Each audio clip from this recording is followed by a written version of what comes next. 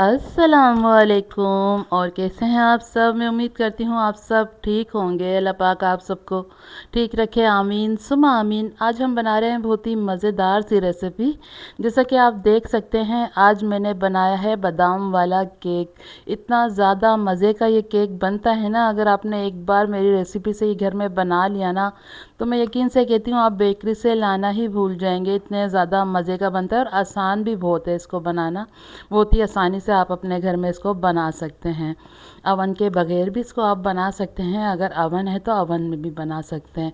बिल्कुल आसान तरीके से मैं आपको बताऊंगी। तो चलें बनाना शुरू करते हैं। ये देखें, 4 मैंने अंडे ले लिए हैं। अंडे जो मैंने लिए हैं नॉर्मल साइज़ के हैं, ठीक है। अगर आपके पास नॉर्मल साइज़ के इस तरह के अंडे हैं तो ऐसे ले सकते हैं। अगर बड़े साइज़ के हैं तो आप 3 अंडों का इस्तेमाल कर सकते हैं, ठीक है। ये मेरे पास ना ही ज़्यादा बड़े थे और ना ही ज़्यादा छोटे थे, तो मैंने 4 अंडों का इस्तेमाल किया है। अब अंडे हम इस तरह एक एक करके तोड़ेंगे, ठीक है। क्योंकि गर्मी बहुत ज़्यादा है ना, आपको पता है अंडा एक भी ख़राब निकल गया और सारे हम एक साथ तोड़ें तो सारे ही अंडे हमारे ख़राब हो सकते हैं। तो आपने अलग इस तरह तोड़ने और बाउल में डालने, ठीक है। अब 1 कप मैंने भर के चीनी ले ली थी। दानेदार चीनी का इस्तेमाल कर रही हूँ, जिसमें से मैंने 2 चम्मच निकाल दी थी, ठीक है। अब चीनी और अंडों को इतना हमें बीट करना है ना कि देख सकते हैं अभी इसका येलो सा कलर लग रहा है। जब ये अच्छे से बीट हो जाएगा, चीनी का दाना बिल्कुल ख़त्म हो जाएगा, तो ये इसका जो हम इसको बीट करें ना चीनी और अंडों को, तो इसका कलर बिल्कुल वाइट हो जाएगा और फोमिंग सा हो जाएगा। ये देखें, इस तरह से अगर आपके पास इलेक्ट्रिक बीटर है तो इस तरह से आप बीट कर सकते हैं, जिस तरह से मैं आपको दिखा रही हूँ। अगर नहीं है तो आप जूसर जग में भी ये केक बनाकर तैयार कर सकते हैं। अंडे और चीनी डालें, अच्छे से बीट कर लें। उसके बाद आधा कप जो मैं तेल इस्तेमाल करूँगी इसमें डालूँगी, आप उसमें डाल के वो अच्छे से बीट करके बाउल में निकाल के और सारी चीज़ें मिक्स करके बेक कर सकते हैं। सेम ऐसे ही केक आपका तैयार होगा जिस तरह मैं आज बना रही हूँ। ये देखें, अच्छे से अभी मैं चीनी और अंडों को ही बीट कर रही हूँ। दानेदार चीनी का ही इस्तेमाल करना है। अगर आप चाहते हैं ना आपका केक फूला हुआ और जालीदार बने, नरम और मुलायम बने, तो आपने दानेदार चीनी का इस्तेमाल करना है, ठीक है। अच्छे से इन दोनों चीज़ों को पहले बीट कर लेंगे।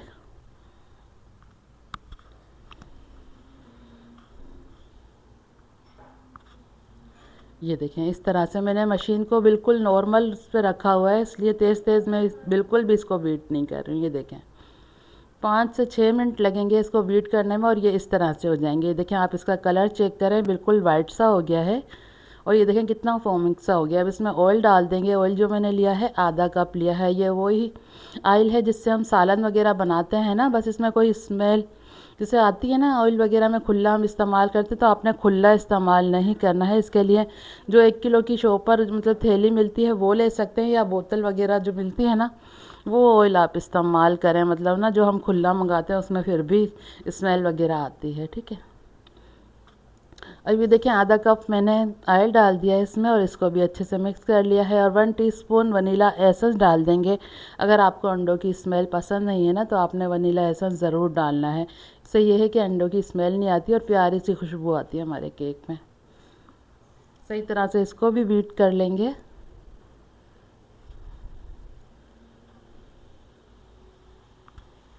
ये देखें, अब इसमें 2 चुटकी मैं नमक डाल दूंगी। कोई भी मीठी चीज़ आप अगर बना रहे हैं ना, उसमें 1 से 2 चुटकी नमक डाल दें तो मीठा बिल्कुल बैलेंस हो जाता है। और जब हम खा रहे होते हैं ना, ये होता है हम नमक वगैरह नहीं डालते ना, तो गले में भी मीठा लग रहा होता है और ज़्यादा खाया भी नहीं जाता। अगर आप नमक का इस्तेमाल करेंगे ना 1 से 2 चुटकी, तो आपको बहुत ही ज़्यादा मतलब जो भी आप केक बना रहे हैं, कोई भी आप मीठी चीज़ बना रहे हैं, तो उसमें आप नमक का ज़रूर इस्तेमाल करें।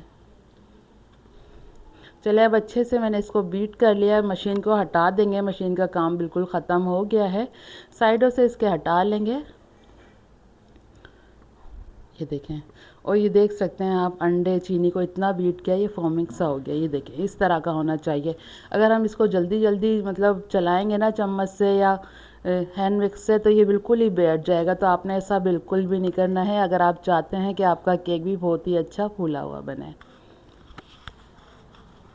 चलिए, अब मैदा ले लेंगे। मैदा जो मैं ले रही हूँ ना, बिल्कुल 1 कप मैंने भर कर लिया है। देख सकते हैं आप, बिल्कुल जो मैंने एक बाउल में डाला हुआ है बिल्कुल ही मतलब बराबर का 1 कप आपने लेना है, ठीक है। अब इसको ये देखें, बेकिंग पाउडर मैंने लिया है। 1 टेबल स्पून बेकिंग पाउडर का इस्तेमाल कर रही हूँ। बेकिंग सोडा इसमें नहीं डालना है। जिस तरह मैं आपको चीज़ें बताती हूँ ना, सेम आपने वैसे ही चीज़ें लेनी है और इसी तरह बनाना है जिस तरह मैं आपको दिखाती हूँ। तो आप केक बना रहे हैं, पिज़्ज़ा बना रहे हैं, कोई भी चीज़ आप बना रहे हैं ना, आपकी चीज़ें बिल्कुल भी ख़राब नहीं होंगी, सेम ऐसे ही तैयार होगी जैसे कि मैं बनाती हूँ आपके सामने। ये देखें, बिल्कुल हल्के हाथ से मैं इस तरह इसको कर रही हूँ। हल्के हाथ से इस तरह घुमाते रहेंगे और ये बहुत ही अच्छे से मैदा इसमें मिक्स हो जाएगा और जो आपका बैटर है ना, बिल्कुल भी नहीं बैठेगा। और आपका केक जब आप बेक करके देखेंगे ना, तो इतना फूला हुआ और इतना जालीदार आपका केक अच्छा सा बनेगा कि आप देखकर खुद भी हैरान रह जाएंगी। ये देखें,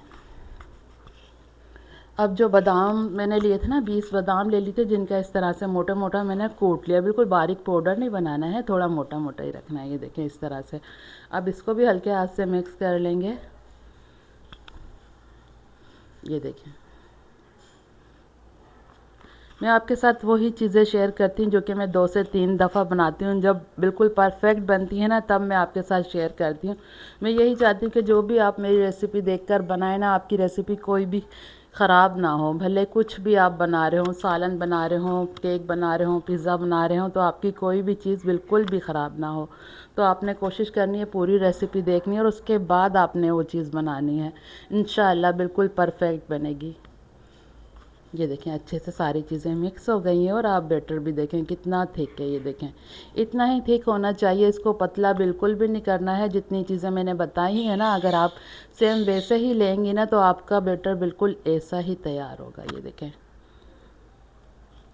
ये देखें, ज़्यादातर शिकायत आती है कि अगर हम बादाम वाला केक बना रहे हैं तो बादाम बिल्कुल अंदर चले जाते हैं। अंदर बिल्कुल भी नहीं जाएंगे जब आप सेम इतनी ही चीज़ें लेंगी और ऐसे ही तैयार करेंगी। ठीक है, अब ये देखें, टी केक का जो मोल्ड होता है ना, बड़े साइज़ का, वो ही मैंने लिया है। ये देखें, 4 अंडों से आप देखेंगे इतना बड़ा केक बन के तैयार होगा और इतना फूला हुआ होगा। चलें, अब इसमें मैंने बटर पेपर लगा दिया था, ऑयल लगाकर। अब ये सारा बैटर इसमें डाल देंगे और आप देख सकते हैं कितना थिक है ये देखें, बटर पेपर जो थे ना मेरे पास, वो मतलब हम रोल वगैरह बनाते हैं ना, चिकन रोल, पराठा रोल, ऐसे जो होते हैं, उसके जो होता है ना बटर पेपर छोटा, वो थे मेरे पास। तो 2 से 3 मैंने नीचे लगा दिए थे इसमें। ठीक है, अब ये देखें, बादाम मैंने लिए, इसको इस तरह बारीक बारीक स्लाइस में कट कर लिया। ठीक है, अब ये इसके ऊपर लगा देंगे इस तरह। ये देखें, हल्के हाथों से बस इस तरह डालते रहना है, पूरे पे हम डाल देंगे इसी तरह। और आप देखेंगे जब ये केक बेक होकर आएगा ना, तो इसके बादाम जिस तरह हम ऊपर डाल रहे हैं ना, सेम ऐसे ही आपको नज़र आएंगे, बिल्कुल भी अंदर नहीं जाएंगे। बस चीज़ों की जो मैंने क्वांटिटी आपको बताई है ना, सेम आपने ऐसे ही लेनी है। ठीक है,